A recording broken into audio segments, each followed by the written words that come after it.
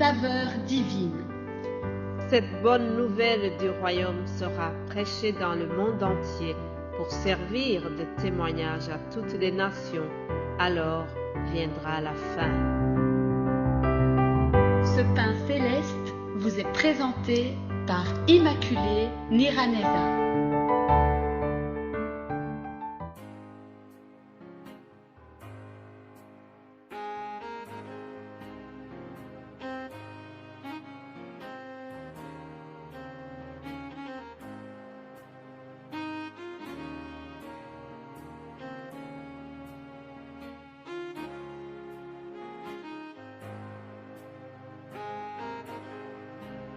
Shalom, shalom mes bien-aimés de Dieu, que la paix de Christ soit avec vous. Je remercie Dieu qui nous donne encore ce nouveau jour. Chaque jour est un cadeau, chaque jour maintenant je célèbre la vie parce que je sais qu'à tout moment cette vie peut nous être arrachée. Je sais qu'à tout moment ce corps peut nous être lâché. Vraiment, chaque jour qui arrive, je le prends précieusement. Je suis sûre que toi qui m'écoutes, toi aussi tu as une raison de remercier Dieu pour ta vie. Franchement, nous devons toujours être reconnaissants pour la vie qu'il nous donne. Ne prenons jamais cela à la légère. Chaque jour vraiment est un cadeau, chers amis. Comme vous savez, cette semaine, nous sommes en train de parler sur le fait de semer. Je voudrais vous dire que ce que nous sémons, c'est ça que nous récoltons. Nous devons tenir compte que ce que nous faisons, ce que nous sémons pour les autres, c'est ça que nous allons récolter aussi. Le titre de mon message aujourd'hui, c'est qui sème la bonté récolte la bonté. Nous allons voir un homme qui a semé la bonté et plus tard cela lui est revenu. C'est l'histoire de David et Jonathan. David et Jonathan étaient devenus des grands amis. Vous savez, David a été pendant longtemps un berger, gardien des moutons. Puis Dieu l'a observé, Dieu l'a apprécié. À un moment, il a dit que David était l'homme selon son cœur. Alors, Dieu avait décidé que David va remplacer Saül comme roi d'Israël. Le destin de David n'était pas vraiment de terminer sa vie derrière les moutons, mais David devait aller paître le peuple d'Israël. Il devait être le roi d'Israël. Le moment venu, il a été élu comme roi. Mais avant cela, il y a eu plusieurs épisodes que je ne vais pas beaucoup citer aujourd'hui. Voyons seulement comment David est devenu ami avec Jonathan. Jonathan qui est fils de Saül, et nous verrons plus tard comment après la mort de Jonathan, lorsque David était devenu roi, il a été chercher quelqu'un de la famille de Jonathan pour lui faire du bien. Parce que David avait semé la gentillesse, une amitié fidèle. Il avait semé vraiment l'intégrité à l'égard de Jonathan. Alors même après la mort de son ami Jonathan, lorsque David était devenu roi, il s'est souvenu de cela. Rapidement, je vous lis d'abord concernant l'amitié de David et Jonathan. Nous voyons cela dans 1 Samuel 18, quelques versets où on nous dit « David avait achevé de parler à Saül, et dès lors l'âme de Jonathan fut attachée à l'âme de David, et Jonathan l'aima comme son âme. Il l'a aimé comme son âme. » Souligne cela, cher ami qui écoute. Au verset 2, je lis ceci. « Ce même jour, Saül retint David et ne le laissa pas retourner dans la maison de son père.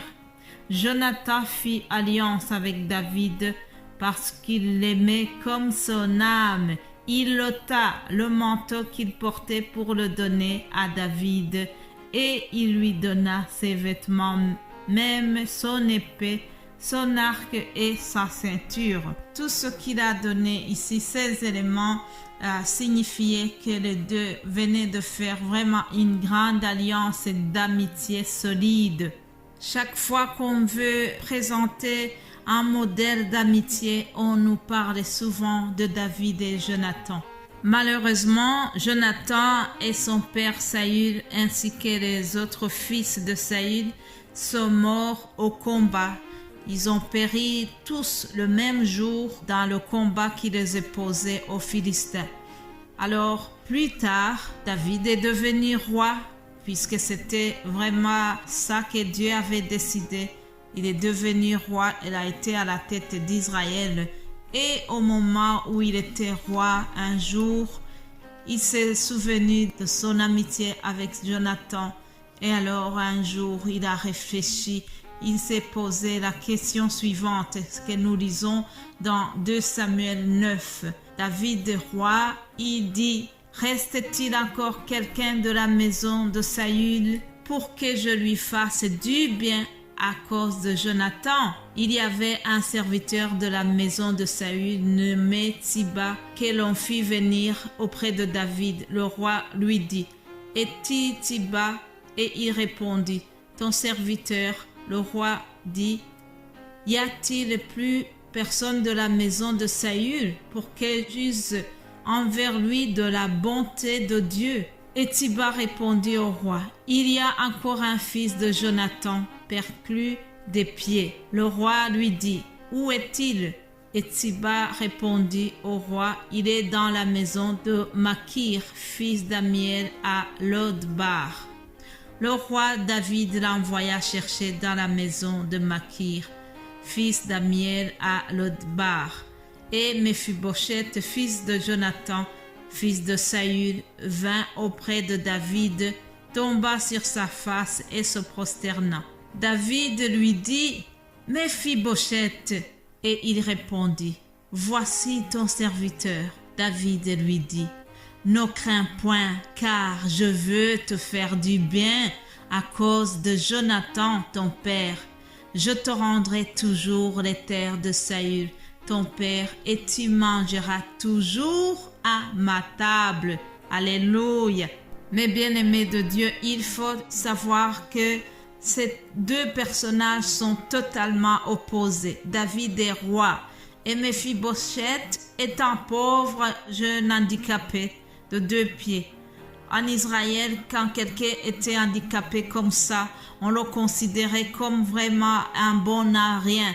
On ne le mettait même pas à la vue de tout le monde. Ce sont des gens qui étaient toujours gardés à l'intérieur de la maison parce qu'ils faisaient la honte à la famille.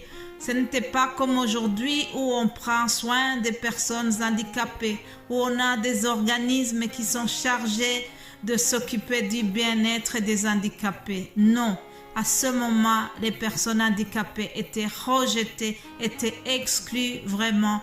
Alors, ce Méphibosheth que le roi est en train de rechercher, il a beaucoup de chance parce que le roi pense à lui. Et plus tard, nous voyons que le roi lui dit qu'il va toujours manger à la table du roi. Plus loin dans ce passage, nous lisons: « Et Méphibosheth mangea à la table de David comme l'un de ses fils. » Alléluia. Chers amis, c'est quelque chose vraiment d'extraordinaire. Dites-vous que c'est comme si on allait chercher quelqu'un de la rue, quelqu'un qui est vraiment malheureux, qu'on l'amène et qu'on lui dit: voilà, à partir d'aujourd'hui, tu vas vivre chez le roi Philippe et tu mangeras toujours à la table du roi Philippe. C'est exceptionnel, chers amis. Mais David a fait cela parce que le père de Méphibosheth, qui est Jonathan, il avait semé la bonté, il avait semé une amitié sincère. Alors, Méphibosheth, en quelque sorte, est en train de récolter ce que son père avait semé. Mes bien-aimés de Dieu, j'ai commencé en vous disant que nous récoltons ce que nous avons semé. Ce Jonathan a semé la bonté, il a semé une amitié sincère. il a semé la gentillesse, il a semé l'honnêteté. Alors, plus tard, même s'il était déjà mort, son fils a récolté des fruits de la semence de son père. Semons la bonté, chers amis. Même si tu ne récoltes pas aujourd'hui, peut-être tes enfants et tes petits-enfants vont récolter ce que tu auras semé. Je suis sûre qu'aujourd'hui, je récolte parfois les fruits que ma mère avait semés précédemment. Je bénis Dieu parce que je sais que mes parents ont semé de bonnes choses et que je marche encore dans leur bénédiction. Alléluia. Je vous souhaite de semer aussi des bonnes choses. Semez la bonté et tu récolteras la bonté. Sois béni au nom de Jésus-Christ. Amen. Amen.